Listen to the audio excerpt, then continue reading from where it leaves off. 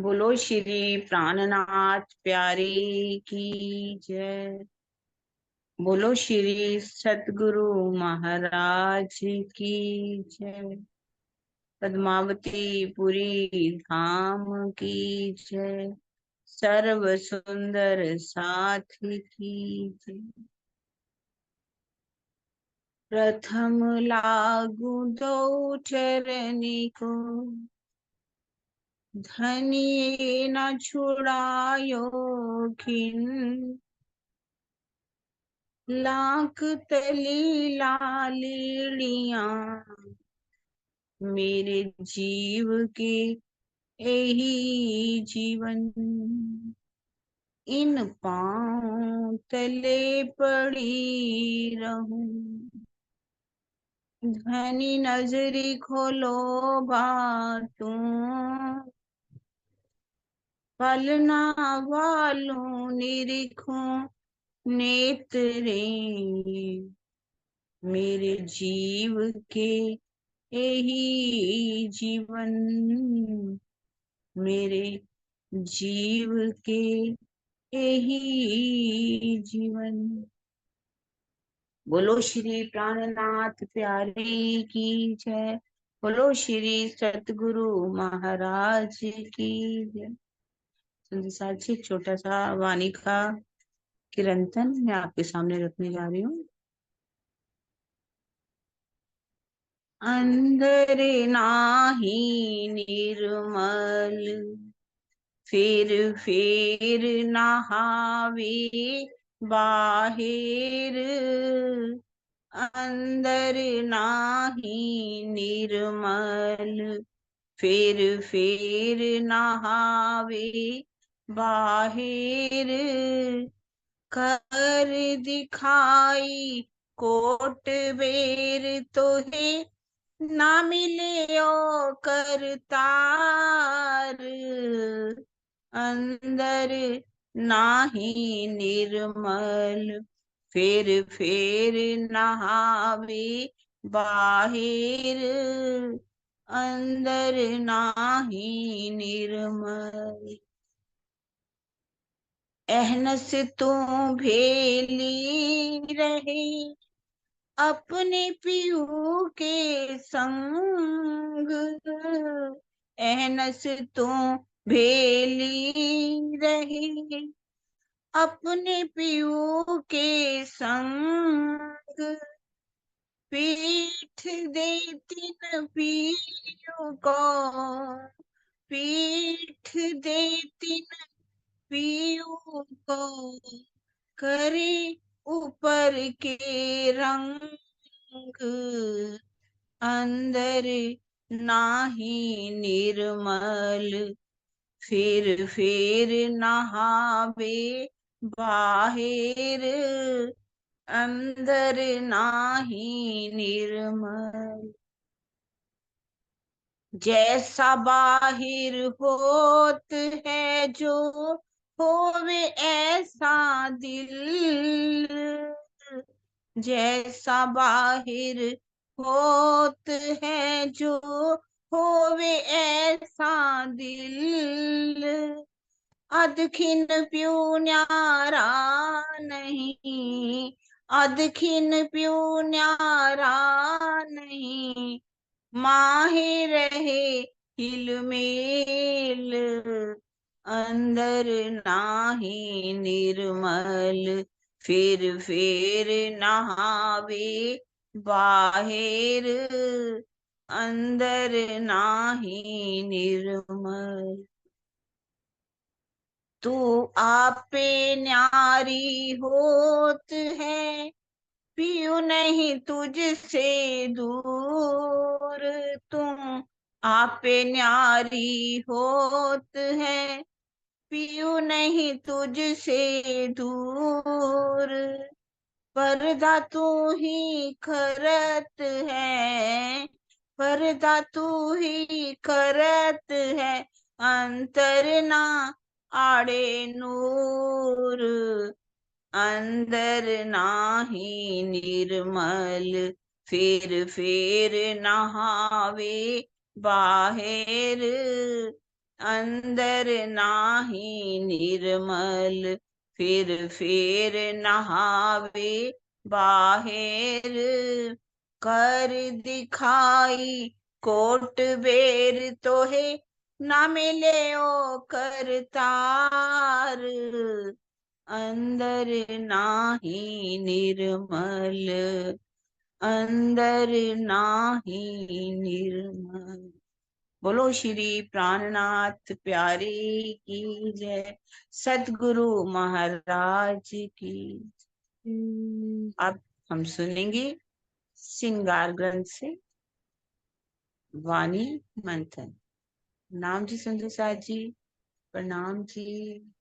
राम जी, बहुत सुंदर भाव हमारी किरण दीदी का, उनकी वाणी का कोई जवाब नहीं। अब हम शुरू करते हैं श्रृंगार का मंथन। बोलो श्री प्राणनाथ प्यारे की जय, सतगुरु महाराज की जय। हाँ जी सुंदर साथ जी, प्रकरण हमारा 25 चल रहा है, चौपाई 49। 14 तबक को पीठ देवही, एक कलमा कहा तिन, कलाम अल्लाह यूं कहवही, एक कहनी है मोमिन, एक कहनी है मोमिन। 14 लोक के इस ब्रह्मांड को पीठ देना ही ब्रह्म मुनियों द्वारा कलमा कहना है। कुरान के अंदर भी यही बात कही गई है। वस्तुतः मोमिनों ब्रह्म मुनियों की यही कथनी है, यानी कि कथनी होता है, फिर उसके बाद करनी, फिर रहनी। और कल हमने क्या किया था, मोमिनों का उजू है ना, जैसे मुसलमानों का उजू होता है। तो अब ये बात कही है मोमिनों का कलमा क्या होता है। उजू का क्या था कल, याद है सबको कि उजू कैसे करते हैं मोमिन, कल हमने पढ़ा था। और आज है कलमा, कलमा देना। उजू का याद है ना सुषमा, मोमिन उजू। हाँ जी विजय दीदी। मोमिन वुजू जैसे करते हैं ना, वो अपने पूरे अंगों को धो करके जो करते हैं। मोमिनों का उजू करना क्या है, हम ब्रह्म सृष्टियों का, कल हमने पढ़ा ना, ब्रह्म सृष्टियों का उजू क्या है। ब्रह्म सृष्टियों का वुजू तो धनी से का ध्यान लगाना ही वुजू है ना हमारा। तो और कल याद, चौपाई में क्या कहा था विजय बहन जी, चौपाई में क्या? वो मुझे याद नहीं है दीदी, मैं कल थोड़ी देर मिस हुई थी मेरी क्लास। ठीक है कोई बात नहीं, कोई अब बात नहीं। और सुंदर साथ बहुत से हैं, जवाब देंगे, आपकी सहयोगिता करेंगे। प्रणाम जी। मेरे छुपाई तो याद नहीं है, जैसे चितवन करना, वाणी मंथन करना, और विरह में डुबकी लगाना ये भी है, और सेवा करना, यही मेरे को तो पता है। कल छुपाई में क्या बोला था? छुपाई, प्रणाम छुपाई जी, नहीं बोलो, लेकिन भाव बताओ छुपाई। जी अन्ना चाची जी को लेते हैं। हाँ जी, और भी बताएंगे। प्रणाम जी, मैं बताऊं? एक नहीं, रोज दीदी अन्ना चाची को बोलना, फिर आप उसके बाद बोलना। हाँ बोलो। प्रणाम जी। काल माया और योग माया को पीठ देना ही यमुना व भोज कोसर में ध्यान लगाकर चितवनी करना ही, बिल्कुल वहां बिल्कुल स्नान करना ध्यान द्वारा, यही अजू करना है, कल जो बताया गया था। बिल्कुल। हाँ जी, हाँ जी, मीनू की चाची जी ने बड़ा अच्छा जवाब दिया। अरे किरण जी, मैं अभी ना, प्रणाम जी, मैं भी कुछ बोलने ही वाली थी पहले चपाई शुरू होने से, जो मीनू दीदी ने बोल ही दिया। मैंने कहा ऑलराउंडर हो आप तो, चितवनी क्या, ध्यान क्या, चर्चा क्या, भजन क्या, मजा आ गया बहुत आज तो। हाँ बिल्कुल सही बात है। तो हाँ जी, मीनू दीदी के मुंह से निकल गई मेरी बात, है ना, तो देखा, सही दिल एक दिल ही हो गया ना। एक दिल हो गया। तो दीदी आप प्रणाम। चुप्पी बोल दो पूजू की। हाँ जी, आप छुपाई तो मुझे याद नहीं है, बस ये इतना ही याद है कि हो जो है जमुना जी। और जो अर्श की हाँ, हो जो है जो अर्श की, मोमिन उजू खूब गुसल करे इनमो। देवे दो जहान, हो जो है जो अर्श में रूहे गुसल करे इन्नो। हाँ इनमो ठीक है। मुसलमान वजू करते हैं, वो नहाते हैं 14 अंगों को, और हमारा वजू वो है। अब कलमा की बात है कि मोमिन जो होते हैं ना, मुसलमान कलमा कैसे पढ़ते हैं, और हमारे लिए मुसलमानों कलमा। का कलमा क्या है सुंदर साज जी? अभी लिखा ही हुआ नीचे। कोई बात नहीं, आप पूछो दीदी पहले। नहीं नहीं, वैसे ही मैं कहा मुसलमानों का कलमा क्या है, और हमें कैसे उसको पीट देनी है? हम्म। लिखा तो हुआ।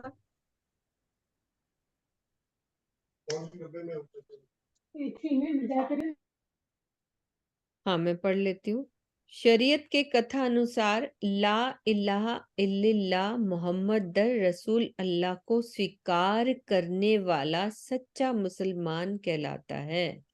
इसी को कलमा यानी सत्य वचन का ग्रहण करना कहते हैं। किंतु ब्रह्म शिष्टियों के लिए कलमा ग्रहण करने का ये तात्पर्य है कि 14 लोक के इस ब्रह्मांड को पीठ देकर परम धाम की ओर अपना ध्यान केंद्रित करना, ये हमारा कलमा है। और मुसलमानों का छिपाइए बड़ी सुंदर सुंदर साजी। मोमिन कहिए वाको जो छोड़े 14 तबक, एक अर्श के साहिब बिना और करे सब तरक। मोमिन किसे कहते हैं? मोमिन कहिए वाको जो छोड़े 14 तबक। पीठ देना मतलब कोई भी 14 लोगों के ब्रह्मांड की कोई भी चाहना हमारे अंदर जब ना रह जाए, तो ये है हमारा ब्रह्मांड को पीठ देना। और धंधा सब छोड़ के देखो नूर जमाल का मुख। तो ला फना सब ला करे और इला बका ग्रहे हक, ए कलमा हकीकत मोमिनो और हक मार्फत बेशक। परमधाम की आत्माएं 14 लोक के इस ब्रह्मांड को नश्वर समझकर पूर्ण रूप से त्याग देती हैं और अखंड परमधाम तथा अक्षरातीत को अपने धाम हृदय में बसा लेती हैं। ला फना सब ला करे और इला बका ग्रहे हक, उसके लिए यही हकीकत का कलमा ग्रहण करना है और धाम धनी के संशय रहित मार्फत के इल्म को स्वीकार करना है। जैसे उन्होंने मुसलमानों का बताया ना अभी, मोहम्मद रसूल अल्लाह की, उसको जो स्वीकार करते हैं, और हमारा ये स्वीकार करना, हकीकत का कलमा हमारा यही है, धामधनी के मार्फत के इल्म को स्वीकार करना।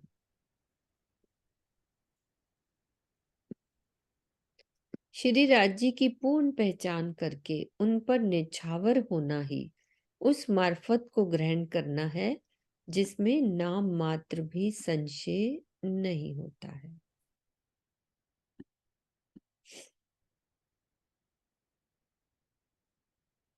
नूर के पार नूर तजल्ला रसूल अल्लाह पहुंचे इत, मोमिन उतरे नूर बिलंद से, सो याही कल में पहुंचे वाहिदत। अक्षर ब्रह्म से परे हमारा अक्षरातीत का रंग मैल है। जहां कौन पहुंचे थे? महराज की रात्रि में रसूल साहब मोहम्मद साहब पहुंचे थे, और हम आत्माएं परमधाम से इस खेल में आई हुई हैं। हम भी हकीकत के इसी ज्ञान यानी कलमा, इसको अपने वाणी के ज्ञान को भी कलमा कहा है ना, तो हम भी हकीकत के इसी ज्ञान से स्वलीला अद्वैत परम धाम में पहुंचेंगी। तो इस चौपाई में पहुंचने का तात्पर्य ध्यान द्वारा पहुंचने से है, जबकि परात में जागृति तो सबकी एक साथ ही होगी और वो धनी के हुक्म से होगी। ज्ञान से पहुंचना जागनी लीला के अंतर्गत है, और जब खेल खत्म होएगा तब एक साथ हम पहुंचेंगे।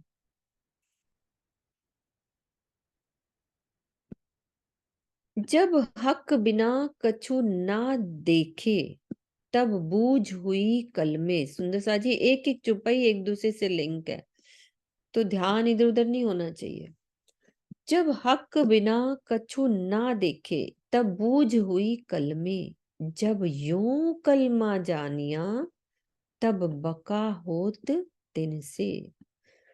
जब आत्माओं के ज्ञान चक्षुओं में, जब हम आत्माओं के ज्ञान चक्षुओं में केवल धाम धनी ही दिखाई दे, तो यही माना जाता है कि अब हकीकत के कलमे की वास्तविक पहचान हो गई है।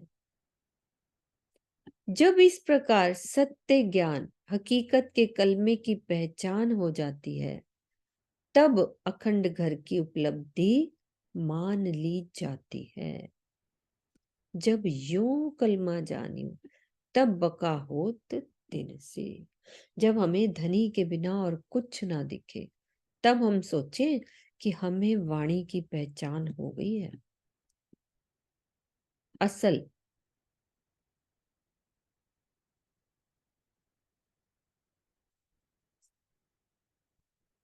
एक तो अभी उजू की बात हुई, कलमे की बात हुई, अब आ रही है मोमिनों की शरीयत। ए मोमिनों की शरीयत, छोड़े ना हक को दम। अर्स वतन अपना जान के, छोड़े ना हक कदम। इस प्रकार ब्रह्म मुनियों के कर्म कांड की राह यही है कि वो एक पल के लिए भी अपने हृदय में प्रीतम को ना भूलें, परमधाम को अपना वास्तविक घर जानकर धनी के चरणों को ना छोड़ें। तो हमारा जो शरीयत है ना, हमारी शरीयत ये है कि हम धनी को एक पल के लिए भी ना भूलें।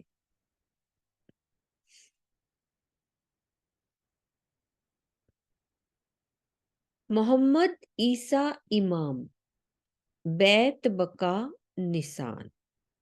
सोई तीन सूरत मोहम्मद की, देखावे अरस रहमान। मोहम्मद की तीन सूरतें हैं। पहली बसरी सूरत रसूल मोहम्मद साहब, दूसरी मलकी सूरत धनी श्री देवचंद्र जी, तीसरी कौन है? हक की सूरत श्री प्राणनाथ जी। इन तीन सूरतों ने आत्माओं को अखंड घर की पहचान दी है। सोई तीन सूरत मोहम्मद की, दिखावे अरस रहमान, तथा परमधाम और अक्षरातीत के दर्शन का मार्ग भी हमें दिखाया है, दर्शाया है। तो मोहम्मद साहब के समय में परमधाम की आत्माएं अवतरित नहीं हुई थी। हम उस समय कह सकते हैं ना कि उस समय तो आत्माएं उतरी नहीं थी, तो जो उनका ज्ञान है वो केवल साक्षी के रूप में ही है, और बिना तारतम्य ज्ञान के कोई भी अक्षरातीत और परमधाम का साक्षात्कार नहीं कर सकता।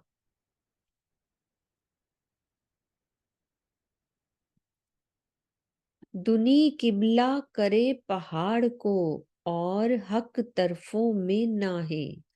अरस बका तरफ ना राखत, ए देखे फना के माहे। संसार के लोग क्या करते हैं? जड़ पहाड़ों की पूजा करते हैं। उनकी दृष्टि अक्षरातीत और अखंड परमधाम की ओर नहीं जाती। हक तरफो नाहे, हमेशा नश्वर जड़ पदार्थों की ही भक्ति में लगे रहते हैं। मुस्लिम लोग शबा और मरवा नामक पहाड़ों में दौड़ लगाते हैं। ऐसा करने से वे बहिष्ट की प्राप्ति समझते हैं।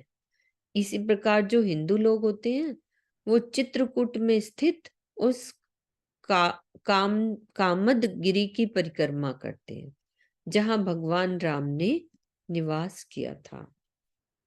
तो वो पहाड़ की बात करें ना, दुनी किबला करे पहाड़ को, तो उन्होंने मुसलमानों का भी बता दिया और हिंदुओं का भी कैसे पहाड़ों को पूजते हैं। ये शबा और मरवा पे कहाँ पर है?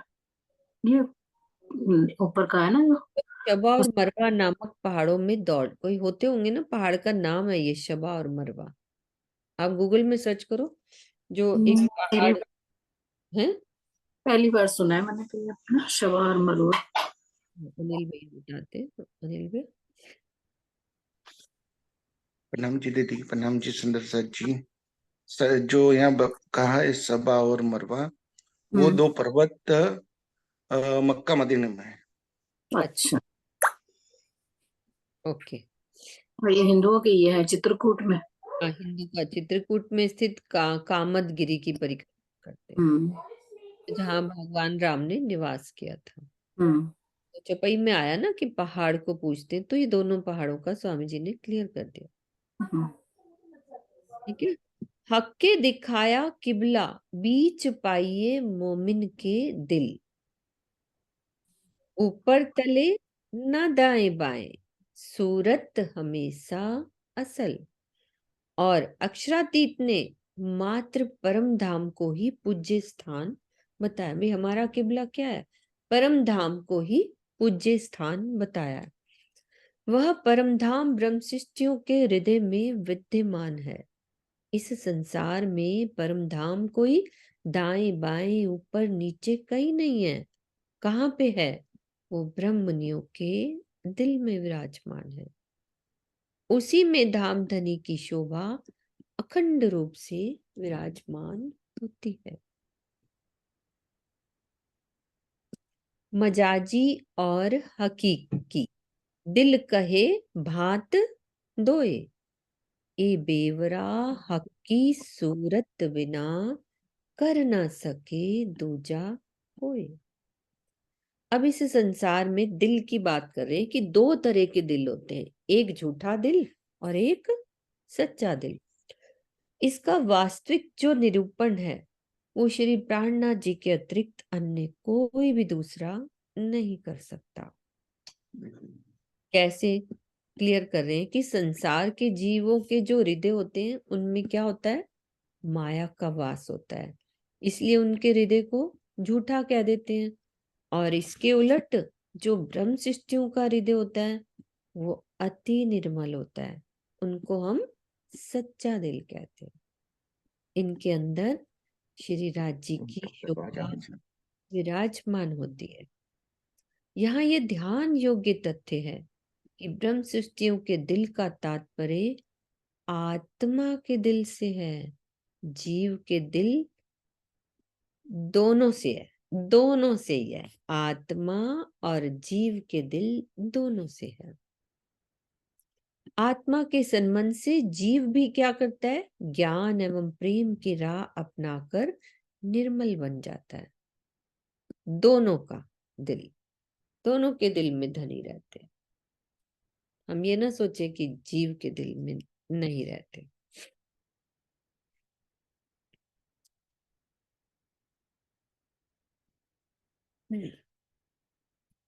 इत ही रोजा इत बंदगी, इत ही जकात ज्यारत, साथ हक की सूरत के मोमिनों सब न्यामत। परम धाम में विराजमान युगल स्वरूप के चरणों में ही आत्माओं को रोजा खोलना है। देखो पहले उजू की बात हुई, कलमा की बात हुई, अब रोजा की बात हो रही है कि परम धाम में जो युगल स्वरूप के चरणों में ही हम आत्माओं को रोजा खोलना है। यानी कि अपना रोजा, ये बताएंगे अभी मुसलमान रोजा व्रत कैसे रखते हैं। बंदगी करनी है, जकात देनी है, तथा तीर्थ यात्रा यानी कि जियारत करनी है। ब्रह्म सृष्टियों को ये सारी निधियां श्री प्राणनाथ जी के सानिध्य में ही प्राप्त होती है। अब बता रहे हैं कि रोजा रखने का क्या तात्पर्य होता है? संसारिक विषयों से संयम करना, यानी कि अपने को अलग रखना। और वास्तव में हकीकत में रोजा रखने का तात्पर्य है कि संसार को पूर्णतया परित्याग करके प्रीतम का दर्शन प्राप्त करना। इसके बिना रोजा अपूर्ण माना जाता है। हिंदू धर्म ग्रंथों में इसे क्या कहते हैं? शम और दम कहते हैं। मुसलमानों में रोजा कह दिया और हिंदू धर्म ग्रंथों में शम और दम कहते हैं। तो जो आत्माओं की प्रेम लक्षणा भक्ति युगल स्वरूप के चरणों में होती है और वे इन चरणों को अपने धाम हृदय में बसाकर धन्य धन्य हो जाती है। शरीयत के नियमानुसार अपनी आय का 40वां हिस्सा दान में देना होता है, मतलब कि 1/40। किंतु तरीकत के नियम के अनुसार 39 भाग दान देना होता है और मात्र 40वां भाग ही अपने खर्च के लिए रखना होता है।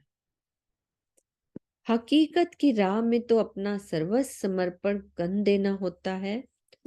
योग दर्शन की भाषा में इसे ईश्वर प्राणिधान कहते हैं। इसके बिना समाधि की प्राप्ति नहीं होती। क्या कहा है योग दर्शन में? समाधि सिद्धि ईश्वर प्राणिधानात्। ब्रह्मशिष्टियों की तीर्थ यात्रा आत्मदृष्टि से परमधाम के 25 पक्षों में घूमना है। इस नश्वर जगत के तीर्थ स्थानों में चक्कर लगाना शरीयत के अंतर्गत आता है। जो सुंदर साथ श्री प्राणनाथ जी के चरणों में अटूट श्रद्धा विश्वास ईमान रखेंगे, एकमात्र वे ही उपरोक्त निधियां यानी हकीकत मार्फत को प्राप्त करेंगे और शेष सभी कर्मकांड के बंधनों में फंसे रहेंगे। क्लियर हुई ये बात?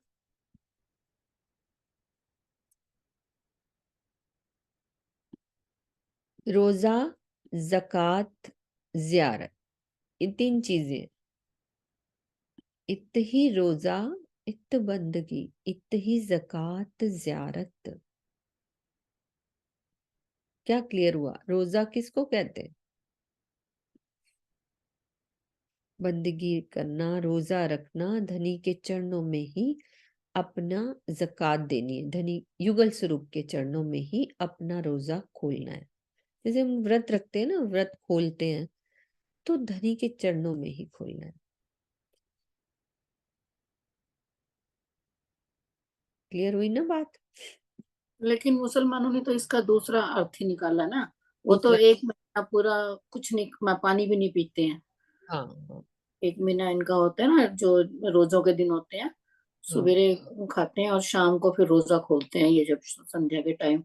वही कंपैरिजन ही बता रहे ना कि हाँ, मोमिन। कंपैरिजन लगाते हैं। और फिर जब ईद का चांद निकलता तब ये ईद मनाते हैं फिर।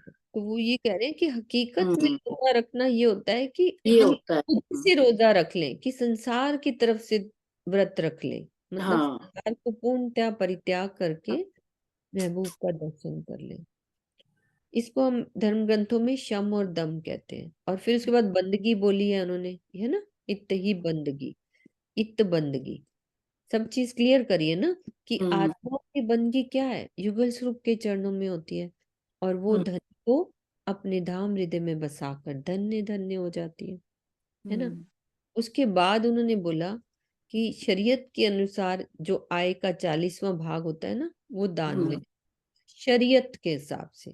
लेकिन तरीकत का जो नियम होता है उसमें होता है कि 39 भाग दान में दे दो और एक भाग हमारा खर्च के लिए रखो। सरदारों में 10 बंद निकालते हैं, सरदारों में 10 बंद निकालते हैं, 10वां हिस्सा। हाँ, तो हकीकत की राह में तो हमें क्या करना है? सर्वस्व समर्पण। और इसे योग दर्शन में क्या कहते हैं कि ईश्वर प्राणिधान। और इसके बिना समाधि प्राप्त नहीं होती। और उसके बाद तीर्थ की बात हुई, है ना, ये वाली तीर्थ यात्रा। हमारी तीर्थ यात्रा तो वही होती है, 25 पक्षों में आत्मदृष्टि से हमें घूमना। तो ये हमारी तीर्थ यात्रा हो गई। सुंदर साथ जो प्राणनाथ जी के चरणों में अटूट श्रद्धा और विश्वास रखेंगे, वो ही हकीकत और मार्फत को प्राप्त करेंगे। शेष सब कर्म कांड। ठीक है ना, आगे चलते हैं अपन। मोमिन हक बिना ना देखे, यही मोमिनो ताम। बंदगी तवाफ सब इत ही, मोमिनो इत ही आराम। परमधाम के आत्मा, कितनी बार आ गई ये वाली चौपाई कि श्री राजी के अतिरिक्त अन्य किसी को भी प्रीतम के भाव से नहीं देखती। प्रीतम का दीदार ही उनके जीवन का आधार रूप है, यानी कि भोजन है। युगल स्वरूप के चरणों में ही इनकी बंदगी है और परिक्रमा करना है। इसी में उनको संपूर्ण आनंद प्राप्त होता है। मोमिनो इत ही आराम।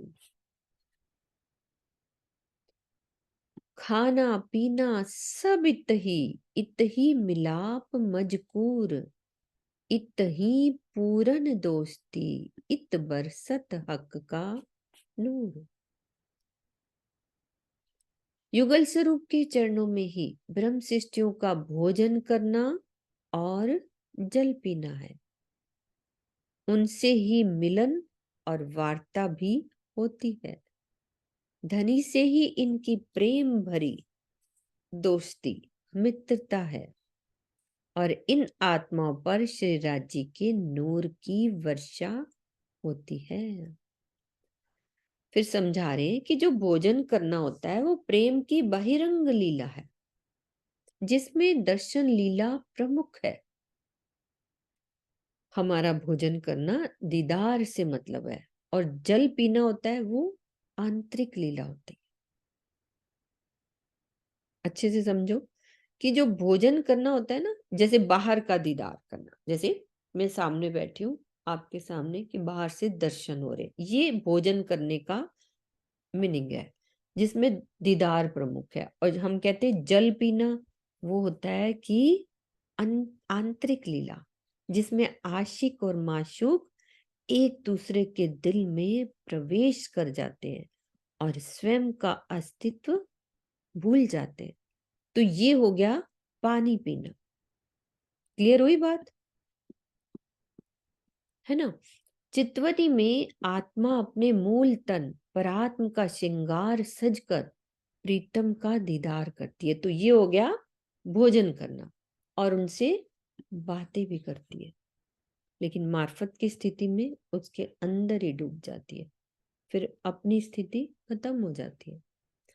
इस जागनी ब्रह्मांड में युगल स्वरूप श्री महामती जी के धाम हृदय में विराजमान होकर लीला कर रहे हैं।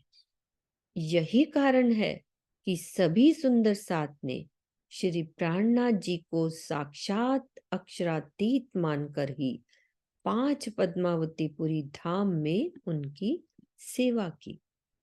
श्री जी के चरणों में प्रेम रखने पर वही फल प्राप्त होता है, यानी कि प्राणनाथ जी के चरणों में प्रेम रखने पर वही फल प्राप्त होता है जो परम धाम में विराजमान युगल स्वरूप के प्रति ईमान, निष्ठा, विश्वास रखने से प्राप्त होता है। यदि हम गुम्मट जी में विराजमान प्राणनाथ जी युगल स्वरूप उनके तन में विराजमान है, उतना प्रेम करते, यदि हम उनसे प्रेम करते हैं तो बिल्कुल बराबरी है कि परम धाम में युगल स्वरूप से जो प्रेम करना होता है, तो ये समान है। तो इस संबंध में खुलासा में क्या कहा है? जाको दिल जिन भांत को तासो मिले तिन विद, मन चाया स्वरूप होय के कारज किए सब सिद्ध। ये खुलासा की चौपाई है। किरंतन की चौपाई क्या कह रही है? सुर असुर सबको ए पति, सब पर एके दया, देत दीदार सबन को साई, जिन्हू जैसा चाया। ये चौपाई निकाल सकते हो, खुलासा में निकालते। साइट चल गई है कि नहीं सरोज दीदी? देखती हूँ। ऐप से निकालो खुलासा की, प्रकरण 13 की। मैं देखती हूँ साइट चल रही है कि नहीं।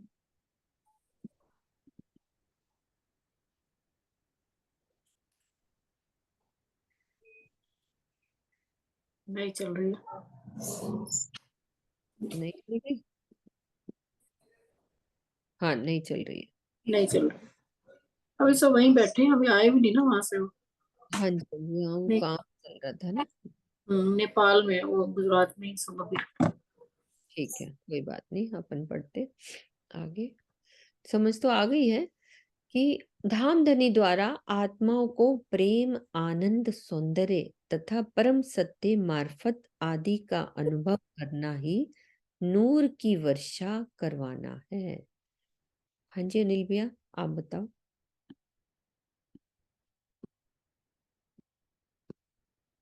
अनिल भैया को खोलना, क्या कह रहे हैं? हाँ खोलो अनिल भैया। दीदी हमारी नित्यानंद एप्लीकेशन है ना, वो खुल रही है, वहां पे सब कुछ मैं वहीं से ये सब कहता हूँ। हाँ बोलो ना। तो जाको दिल जिन बात को, खुलासा 1355। हाँ, 1 मिनट दीदी। खोल लो आप, कोई बात नहीं।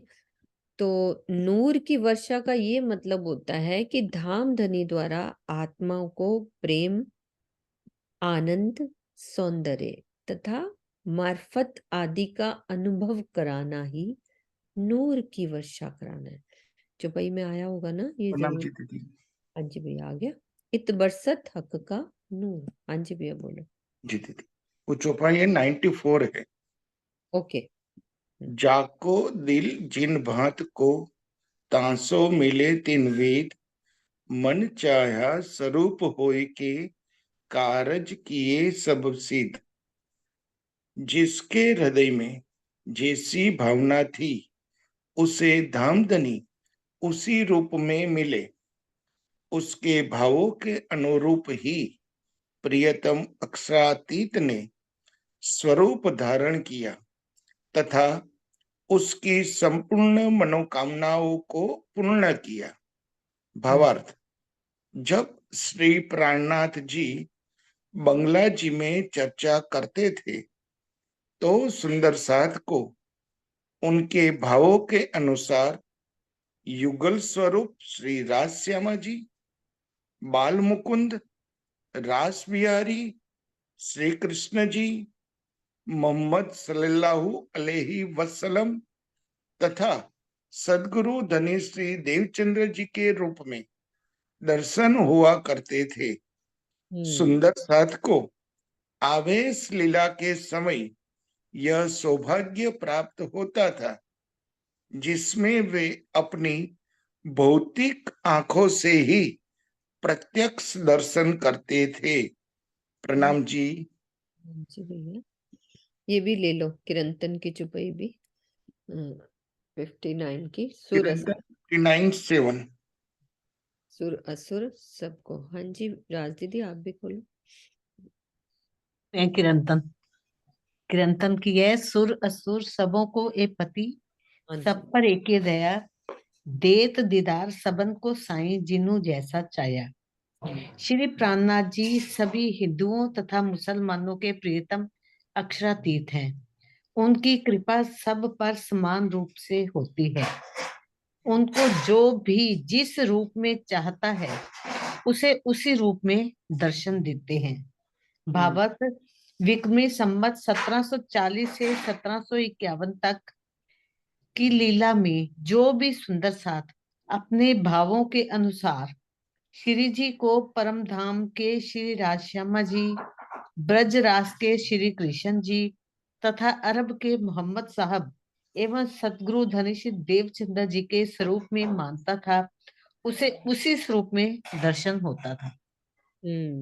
दोनों का एक जैसा ही है, खुलासा वाली और किरंतन का। हाँ बिल्कुल दोनों का सेम ही है दीदी। हाँ जी, सेम दिया है दोनों का। ठीक है, पढ़े आगे चले। स्वरूप ग्रह्य हक का अपनी रूह के अंदर। सुंदर साथ जी, जिसको भी नींद आ रही है पानी पिएंगे। स्वरूप ग्रह्य हक का अपनी रूह के अंदर, पूरन स्वरूप दिल आया तब दो उठे बराबर। हे साथ जी, हम अपनी आत्मा के हृदय में धामधनी की शोभा को बसाएं। जब श्री राज जी का संपूर्ण स्वरूप दिल में बस जाता है, तब आत्मा और परात्म की समान स्थिति हो जाती है। परात्म के दिल में तो धनी की शोभा अखंड रूप से बसी होती है, किंतु जब वही शोभा आत्मा के भी धाम हृदय में बस जाती है तो दोनों की स्थिति समान हो जाती है, जिसे क्या कहते हैं? बराबर रूप में उठना, यानी कि जागृत होना कहते हैं। ये लिखा है ना, तब दो उठे बराबर, स्वरूप ग्रह्य हक का अपनी रूह के अंदर पूर्ण स्वरूप दिलाया, तब दो उठे बराबर। ए शरीयत अपनी मोमिनों और है हकीकत, क्यों ना विचार के ले वही हक हादी बैठे तखत। हे साथ जी, ये सब अपनी शरीयत और हकीकत की बातें हैं जो भी हमने पढ़ी। इस बात का विचार करके आप सिंहासन पर विराजमान युगल स्वरूप की शोभा को अपने हृदय में क्यों नहीं बसाते हैं? तो ये हमारी शरीयत और हकीकत है। 14 लोक निराकार और बेहद से परे, 14 लोक को पार किया, फिर उसमें निराकार को पार किया, फिर योग माया के ब्रह्मांड को पार करके परमधाम तथा युगल स्वरूप के दर्शन को प्राप्त करने का लक्ष्य बनाना, वो हमारा शरीयत होता है। जैसे हम चिंतन करते हैं ना, एक तरह से लक्ष्य हम कहते हैं ना, ये क्यों जरूरी है? ये जरूरी होता है कि हमने एक लक्ष्य बनाया कि यहाँ हमने जाना है, तो हमने 14 लोक का ब्रह्मांड को छोड़ा, योग माया को छोड़ा, उसके बाद परम धाम और फिर मूल मिलावा युगल स्वरूप के दर्शन को। तो ये हमारी क्या हो गई? शरीयत। ठीक है। जबकि युगल स्वरूप तथा परम धाम की शोभा को बसा लेना हकीकत है। ये सिर्फ सोचना, लक्ष्य बनाना हमारी शरीयत, और उसको बसा लेना वो हमारी हकीकत। कि हमें वास्तव में हमारे अंदर परम धाम के 25 पक्ष और युगल स्वरूप की शोभा श्रृंगार वास्तव में दिल में दृढ़ हो जाए कि धनी के चरणों में अब जो भी शोभा श्रृंगार नख से लेकर शिक तक, तो वो हमारी क्या होगी? हकीकत।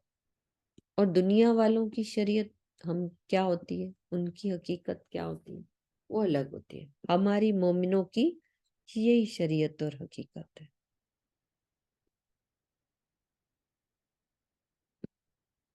अब कह रहे हैं कि जो कदी दिल में हक लिया, जो कदी दिल में हक लिया, कछु किया ना प्रेम मजकूर, क्यों कहिए ताले मोमिन, जाको लिखिया बंदगी नूर। यदि कभी किसी बिलंदी नूर, हाँ सॉरी, बिलंदी नूर, जाको लिखिया बिलंदी नूर। यदि कभी किसी आत्मा ने अपने दिल में श्री राज्य को बसा तो लिया, जैसे जो ऊपर लिखा कि ये शोभा को बसा लो, वो हमारी हकीकत हो जाएगी। और एक लक्ष्य भी बना लिया हमने कि ऐसे पार करना है, और अच्छे से हमने याद कर लिया कि ऐसे धनी की श्रृंगार है। तो वो कह रहे हैं कि अब आपने बसा तो लिया, किंतु उनसे प्रेम भरी बातें नहीं की, तो उनके सौभाग्य में परमधाम के नूर की अनुभूति कैसे मिल सकती है, जो कि हमारा स्वाभाविक अधिकार है कि हम उनसे बातें करें।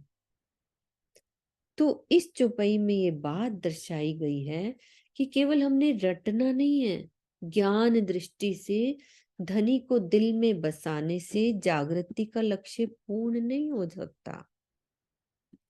जब तक श्री राज्य के नख से शिक तक की संपूर्ण शोभा हृदय में बस नहीं जाती और आत्म चक्षुओं से वह जी भर के देखी ना जाए। आत्मा की रसना से प्रीतम से कुछ कहा ना जाए, तथा आत्मा के कानों से उनकी प्रेम भरी आवाज सुनी ना जाए, तब तक ये कैसे माना जा सकता है कि आत्मा ने अपने प्राण प्रीतम के नूर, नूर के अंदर क्या क्या आ गया, ये प्रेम को प्राप्त कर लिया है प्राण प्रीतम के, उस आत्मा ने आनंद को प्राप्त कर लिया है, उस आत्मा ने, उस आत्मा ने धनी की शोभा को निरख लिया है, उस आत्मा ने सौंदर्य में गोता लगा लिया है, और उस आत्मा ने धनी के साथ एक दिल हो गया है। तब तक ये माना नहीं जा सकता जब तक हम धनी से इस प्रकार की ये हमारी स्थिति ना हो।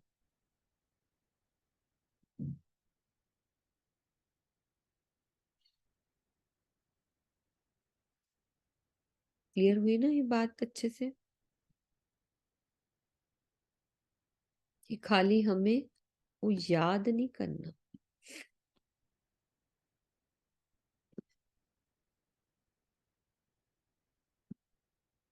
ए हकीकत मोमिनो,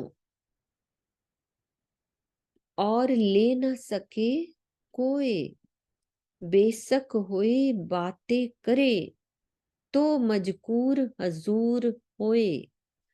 प्रीतम को पाने के लिए जो अभी ऊपर मार्ग बताया ना, ये मार्ग ब्रह्म सृष्टियों का है, यही हमारी हकीकत का ये मार्ग है। और इस मार्ग पर कोई भी जीव नहीं चल सकता। तो क्या कह रहे हैं, मेरी आत्मा, यदि तू इस सत्य मार्ग यानी हकीकत के प्रति पूर्ण रूप से संशय रहित होकर चले और अपने प्राण प्रीतम से बातें करने की इच्छा करे, है ना, जब मुझे पता चल गया तो हमारे दिल में वो तड़प होनी चाहिए ना, तो हमसे प्रत्यक्ष रूप में अवश्य बातें होंगी। धनी कह रहे तो मजकूर हजूर होए।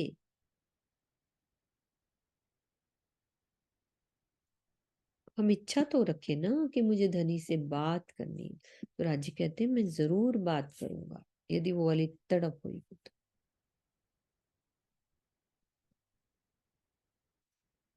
अब क्या कह रहे हैं, एक स्टेप वाइज धनी एक एक स्थिति बता रहे हैं कि जो तू ले हकीकत हक की, हकीकत की बात हमने ले ली ना ऊपर से, कि कैसे दिल में बसाना है, कैसे अपना मार्ग तय करना है, उसके बाद धनी की शोभा को दिल में बसाना है, फिर दिल में तड़प लेनी है। तो फिर क्या कह रहे हैं, जो तू ले हकीकत हक की, जो तू ले हकीकत हक की, तो मौत का पी शरबत,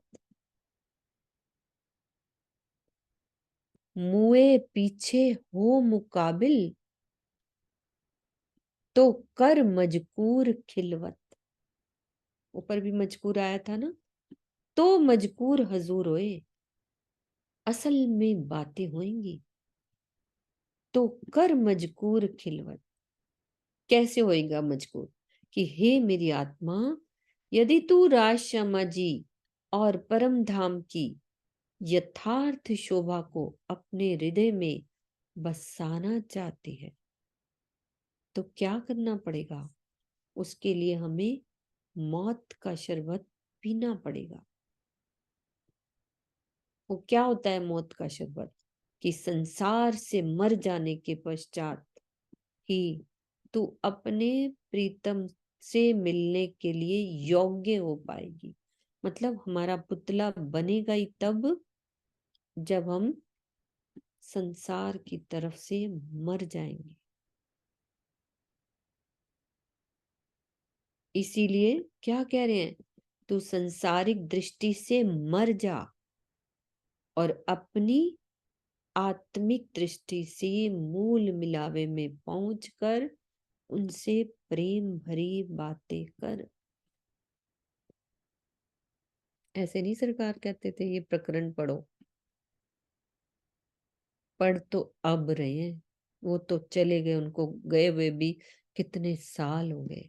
मतलब अपने आप पे एक इतनी ग्लानि आती है कि वो क्यों कहते थे उनको कि रोज पढ़ो ये वाला प्रकरण।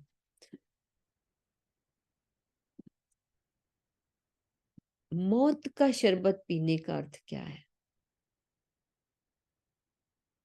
प्रीतम के विरहा प्रेम का वो प्याला पीना जिससे हृदय में रंच मात्र भी संसार के विषय सुखों एवं सगे संबंधियों के प्रति मोह नहीं रह जाता। इसी को मर जाना भी कहते हैं। इसी अवस्था को प्राप्त करने के पश्चात ही श्री राज्य से प्रत्यक्ष वार्ता होती है। इसीलिए तो हमारी नहीं हो रही है।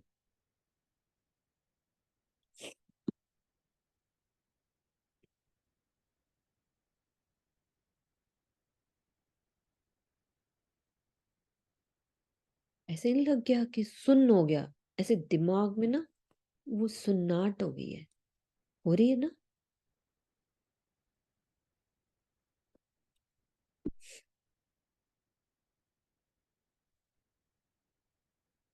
फिर क्या कह रहे हैं कि जो लो जाहिरी अंग ना मरे तो लो जागे ना रुके अंग। फिर से आ रहा है मजकूर, ए मजकूर रू अंग हो वही अपने माशूक संग। जब तक हमारे जीव के अंतःकरण और इंद्रियों की तृष्णाएं समाप्त नहीं हो जाती, तब तक हमारी आत्मा के हृदय में जागृति नहीं आ सकती। आत्म जागृति की अवस्था में ही आत्मिक अंगों से प्रीतम श्री राज्य से प्रेममयी वार्ता संभव है, अन्यथा नहीं हो सकती बातें।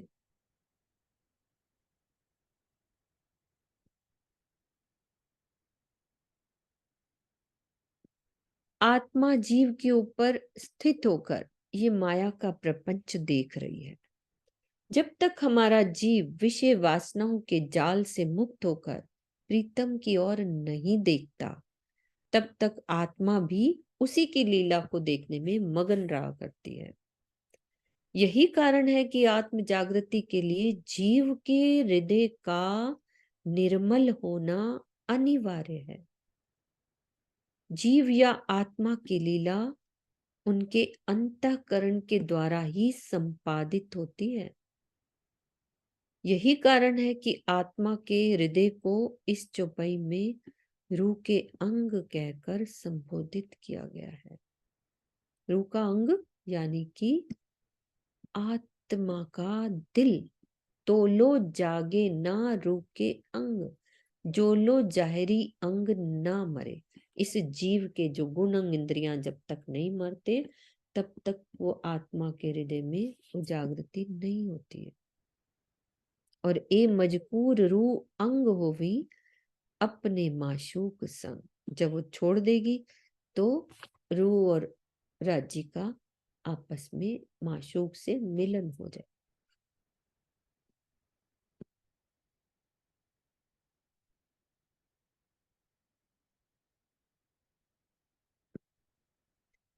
कौल फैल आए हाल आया, तब मौत आई तो है। कौल फैल आए हाल आया, तब मौत आई तो है। तब रूह की नासिका को आवेगी खुशबोए। हे मेरी आत्मा, यदि तू परम धाम की कथनी और करनी को आत्मसात कर लेती है, तो तुम्हारे अंदर धाम की प्रेममयी रहनी भी आ जाएगी। उस अवस्था में तू इस झूठे संसार के प्रति मरे हुए के समान हो जाएगी। तब क्या होगा?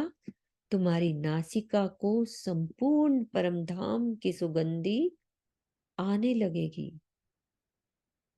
अर्थात तू परमधाम के संपूर्ण आनंद, प्रेम और शोभा श्रृंगार का रसपान करने लगेगी। और अब ये बताओ सुंदर साथ जी, परम धाम की कथनी क्या है, करनी क्या है और रहनी क्या है? क्योंकि भावार्थ में भी ये वाला क्लियर नहीं किया। कौल फैल आए हाल आया, तब मौत आई तो है। परम धाम की कथनी क्या होती है ये बताओ। अभी हमने ऊपर पढ़ा है कि कथनी का क्या मतलब है, मतलब चाहे वो इनडायरेक्ट वे में है पर क्लियर हुई है बात। बताओ किसके दिल में भाव आ रहा है? कथनी, करनी और रहनी। हाँ जी शीतल दीदी। सुंदर साज बहुत गहरी चुपैया है। शीतल दीदी खोलो। प्रणाम दीदी, प्रणाम जी सबको, सुंदर साथ जी को प्रणाम। जो परम धाम की शरीयत कहा गया है वो कथनी हुई। जैसे बताया गया कि परम धाम को जानना, राज्य को जानना, ये कथनी, दिल में बसाना करनी। कथनी करनी और रहनी तो फिर पता ही है कि जब सब पूरे ब्रह्मांड को, पूरे संसार को पीठ दे वो रहनी। मतलब वो बात होनी शुरू हो जाए, है ना। हम्म, करने का मतलब होता है कि हमने एक लक्ष्य बना लिया, जो अभी हमने पढ़ा लक्ष्य ना बनाना। हाँ जी, हाँ जी, वही। हमने, कि मुझे ऐसे पार करना है, कि मेरा अब जीवन का लक्ष्य है कि मेरे को इस ब्रह्मांड से परे जाना है, काल माया को पार करके। हाँ जी, ये मैं कह रही हूँ, मतलब मैंने सिर्फ एक सोचा है, प्लान किया है, अपने जीवन हाँ की प्लानिंग शुरू करी है, कथनी। हाँ, उसके बाद होता है, फिर मैं और डीप गई, फिर मैंने दिल में बसा लेना। हाँ, कि नहीं, मेरे को अच्छे से राज्य की शोभा श्रृंगार पता होना चाहिए। बताना चाहिए। हाँ, वो मेरी हो जाएगी करनी, कि मैंने करना शुरू कर दिया। पहले तो करना शुरू कर देना। हाँ जी, फिर उसके बाद डूब जाना, हाल आ गया कि नहीं, मुझे तो राज्य से बात करनी ही करनी है, बिल्कुल बिल्कुल। उसकी आवाज सुनाई देनी चाहिए। मैं हम्म, अपनी आत्म के मुख से धनी से बात करूं, आत्मा के कानों से धनी की मीठी आवाज को सुनूं, एक हो जाऊं, तो वो हाल, धनी में डूब जाना कह लो, अरस परस हो जाना, ये हाल। हाल होता है। तो ये हमारा हाल है। हम्म, होता नहीं है ना। पता नहीं रूह की नासिका को कब खुशबू आएगी। खुशबू बहुत कुछ आएगी। करना है दीदी, अभी बहुत कुछ बाकी है ना। एक चुपाई लेते हैं कि रूह नैनो दीदार कर, ये हाल है। रूह जुबां हक सो बोल, रूह कानू हक बातें सुन, यही पट रूह का खोल। अभी सुंदर साथ सब पांच बताएंगे कि आज क्या हमने लिया, है ना, ये चौपाई के बाद। हे साथ जी, हम अपनी आत्मा के नेत्रों से प्रीतम का दर्शन करें और आत्मिक रसना से श्री राज्य से प्रेम भरी बातें करें। इसी प्रकार अपनी आत्मा के कानों से प्रीतम की मधुर आवाज सुने। इस प्रकार हम अपनी आत्मा के पर्दों को हटाएं, एक एक पर्दे को हटाते जाएं। तो सबसे पहले हमें करना क्या है वो सुंदर साथ बताएंगे। अभी हमने जो पढ़ा कि हमारा कलमा हमने पढ़ा, रोजा, जक़ात, बंदगी, है ना, और उसके बाद हकीकत, शरीयत हमारी क्या है मोमिनों की। फिर उसके बाद कौल फैल हाल, पॉइंट यही वाले रहे हैं हमारे, कि ये हमने क्या क्या, यही वाले पॉइंट थे सीरियल वाइज, कि हमारा कलमा क्या है ना। बोलो छोटे छोटे पॉइंट, तो एक पूरा दिल में बैठ जाती है बात। राज्य के चरणों में ध्यान बसाना ही हमारा कलमा है। रोजा, उजू, हाँ, हाँ रोजा। निकल कर लिया था आज। और आया हमारा रोजा, रोजा, ज़कात, है ना। चलो बबीता दीदी है, बबीता दीदी सारांश ले लो आप सारी बातों का। प्रणाम सभी को। जी वैसे तो मैं बीच में आई थी, आप शुरू से मैं आ नहीं पाई, कुछ कर रही थी। जितना भी आप आ, लोग लेकिन मैंने आज पूरी बात का जो एक अगर निष्कर्ष निकाले तो सिंपल सा एक निष्कर्ष, बहुत साधारण सा है, और मुझे कहीं ना कहीं सभी इस अपने हृदय में इस बात को जानते ही हैं जो मैं बोलने वाली। जैसे रोजा है ना, जैसे व्रत रखा, मान लिया हम अपना व्रत, कहीं हिंदू में व्रत कहा जाता है, व्रत की एक बहुत खास कंडीशन होती है कि आप बीच में जो है आपको कुछ भी ऐसी चीज नहीं खाना जो उस व्रत का खंडन करता हो, जो आपने व्रत लिया है। जैसे आज मुझे अन्न नहीं खाना, ये व्रत है मेरा आज का, तो अन्न वो खा लिया मान लिया बीच में, तो बस वो खंडन हो गया, ठीक है, अब व्रत खत्म। इतनी सावधानी होती है व्रत के समय कि हमने जो भी चीज कहा कि हमने इस चीज का व्रत लिया, तो यहाँ हम क्या कर रहे हैं, हम यहाँ पर राज्य से, केवल और केवल राज्य से प्रेम करने का, उनको उन मार्फत तक यानी कि अरस परस होने का, उनको उनकी निस्बत में पहचान करने की, ये हम व्रत ले रहे हैं कि राज्य सिर्फ मैं तुम्हारी हूं, तुम मेरे हो, और कुछ नहीं। यही रोजा है, यही कलमा है, यही सब कुछ है, यही यहाँ शरीयत हकीकत की कोई बात ही नहीं, सब कुछ शुरू से लेके आखिर तक इसके सिवाय कुछ है ही नहीं। तो यदि मैंने अपने मन में ये धारणा ले ली, ये व्रत ले लिया, ये रोजा ले लिया कि राजी प्रेम केवल आपसे, हंसूंगी केवल आपके लिए, रोऊंगी आंसू आएंगे तो आपके लिए, कुछ भी होगा तो आप, आपके सिवा कुछ और है नहीं, संसार से मेरा कोई वास्ता है नहीं, संसार में मैं आई क्यों, मुझे आपसे ज्ञान मिल गया, वाणी के द्वारा मुझे इस बात का ज्ञान हो गया, सदगुरु के माध्यम से मुझे इस बात का ज्ञान हो गया, तो मैं रोजा, यही मेरा रोजा है कि मैं केवल आपसे प्रेम करूं और किसी और से नहीं, इस संसार से तो बिल्कुल नहीं। तो यहाँ यहाँ क्या हो रहा है कि हम रोजा रख रहे हैं, लेकिन वो खंडित हो रहा है लगातार, और वो एक बार खंडित नहीं होता, दिन में पता नहीं कितनी बार खंडन होता है। इसीलिए जो रोजा का मकसद होता है वो मकसद पूरा ही नहीं हो पाता कभी भी, क्योंकि खंडन लगातार हुए जा रहा है। जब एक छोटा सा व्रत रखते हैं हम, और उसका खंडन होते ही हमें इतना अफसोस होता है, अरे आज तो हम सुबह से व्रत था हमारा और हमने, और ये तो खंडित हो गया अभी। और देखो, और सबसे दुर्भाग्य की बात ये होती है, यहाँ पर रोजा जो हम रख रहे हैं ये प्रेम का रोजा है, यहाँ पर दुर्भाग्य की बात होती है कि जब हम अन्न खाकर उसका खंडन करते हैं तो हमें अफसोस होता है और हमें महसूस होता है कि हमने गलत कर दिया। लेकिन यहाँ अफसोस की बात यह है कि खंडन हो रहा है लेकिन हमें महसूस भी नहीं हो रहा, और हम अफसोस भी नहीं कर रहे इस चीज का कि खंडन हो गया, और हमें पता भी नहीं चल रहा कि खंडन हो गया। तो यहाँ दुर्भाग्य ये हो रहा है, जैसे इसका खंडन होता चला जाता है, मैं कहती हूँ कि संसार में भी आप प्रेम का खंडन करेंगे ना, तो उंगलियां हजार हमारे ऊपर उठती हैं। एक प्रेम का आप खंडन करिए, हजार उंगलियां आपकी तरफ उठेंगी। ये ऐसा झूठा संसार, यहाँ की बात है ये, और जहां हम एकदम सच्ची शाश्वतता की बात करते हैं ना उस समय हम, और वहां खंडित हो रहा है, तो उंगली भी नहीं उठ रही है। कोई कोई कि सभी एक जैसे हैं, सभी एक के पीछे एक जैसे भेड़ चाल चल रही है ना, वो ही हो रहा है सबके साथ। इसीलिए यही दुर्भाग्य हो रहा है।